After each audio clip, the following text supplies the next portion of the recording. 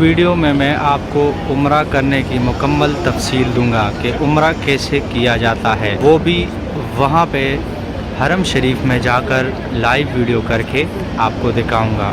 یہ حرم شریف کا حدود ہے، باہر والا حصہ جو آپ ستون دیکھ رہے ہو اس کے اس طرف حرم شریف ہے۔ تو سب سے پہلے آپ کو احرام باندھنا ہوتا ہے۔ احرام باندھنے کے آپ کو 2 رکعت نفل پڑھنی پڑتی ہے اور پھر یہ نیت دہرانی ہوتی ہے، اللہم لبیک عمرتن، یہ الفاظ بولے جاتے ہیں۔ اس کے بعد آپ احرام کی حالت میں آ جاتے ہیں۔ جب آپ احرام باندھنے کے بعد نیت کرتے ہیں اللہم لبیک عمرتن، اس کے بعد آپ کو جب تک آپ کعبہ شریف کے سامنے نہیں آتے تو تب تک آپ کو تلبیہ پڑھنا پڑتا ہے، یعنی لبیک اللہم لبیک لبیک لا شریک لک لبیک ان الحمد والنعمت لک والملک لا شریک لک۔ یہ کلمات آپ کو دہرانے پڑتے ہیں جب تک آپ کعبہ شریف کے حدود میں نہ آ جائیں۔ باب الملک فہد گیٹ سے اندر جاؤں گا، تو پہلی بار اگر آپ آ رہے ہو تو اندر جاتے ہی تھوڑی نظریں نیچے کر لے، اور جیسے ہی کعبے پہ پہلی نظر پڑے تو خوب ڈھیر ساری دعائیں کرے، کیونکہ کعبے پہ پہلی نظر پڑتے ہی جو دعائیں کی جاتی ہے وہ اللہ پاک قبول کر لیتے ہیں۔ ابھی یہ کعبہ شریف ہمارے بالکل سامنے ہی ہے، تو ادھر سے جاتے ہی جب آپ کو کعبہ شریف دکھے تو بہت سی دعائیں کریں۔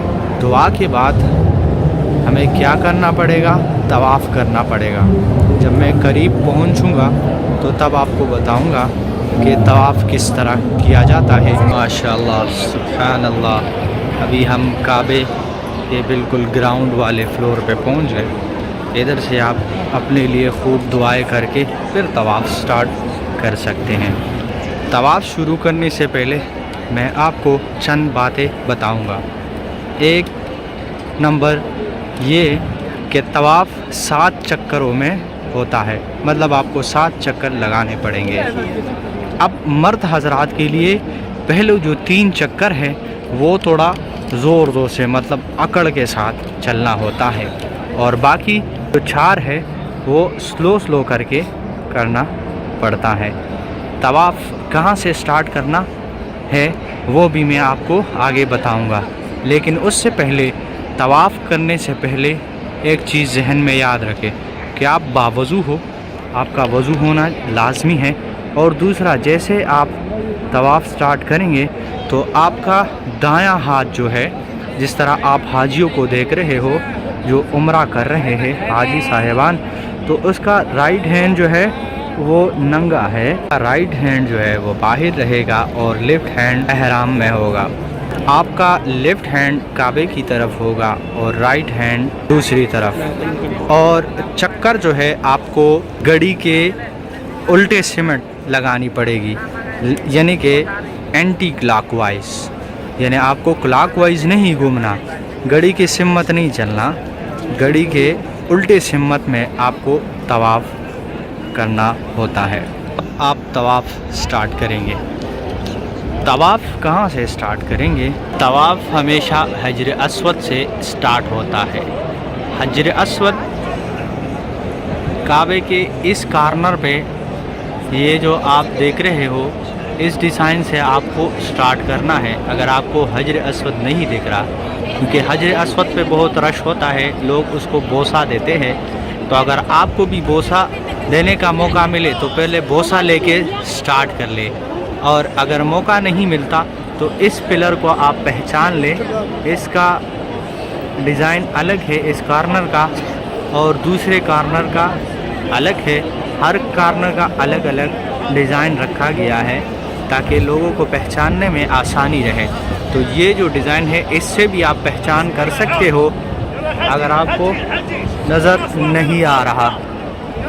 اور دوسری پہچان یہ ہے کہ آپ کو یہ گرین لائٹ دیکھیں گی، جدھر آپ کو یہ گرین لائٹ دکھے تو یہاں سے آپ طواف سٹارٹ کر سکتے ہو۔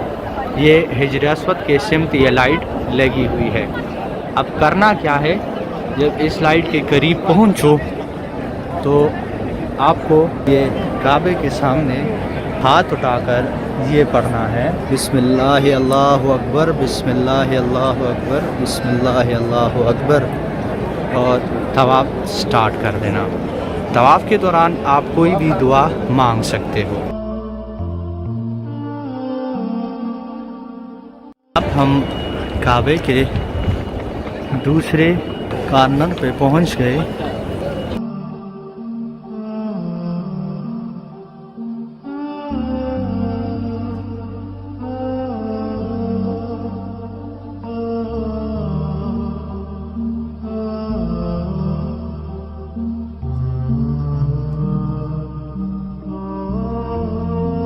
تو یہ اب ہم کعبے کے تیسرے کارنر پہ پہنچ گئے۔ جیسے میں نے آپ کو بتایا کہ آپ کا طواف جو ہے وہ حجر اسود سے سٹارٹ ہوتا ہے۔ جب آپ اس کارنر پہ آئیں گے، اس کارنر پہ آپ اگر اس کارنر کو دیکھیں تو اس پہ کچھ نہیں ہے، اور اس کارنر میں پورا ایک لائن لگایا ہوا ہے۔ اس ایریا کو رکن یمانی کہتے ہیں۔ اس کے کارنر کو برش ہے اس لیے نہیں دکھ رہا، تو رکن یمانی پہ اگر آپ آتے ہو اور آپ کو چومنے کا موقع ملے تو چوم لیں، اور اگر آپ اس کو چوم نہیں سکتے تو پھر ایسے ہی گزر جائے۔ اور اس کے بعد حجر اسود تک یہ کلمات آپ نے پڑھنے ہیں۔ یہ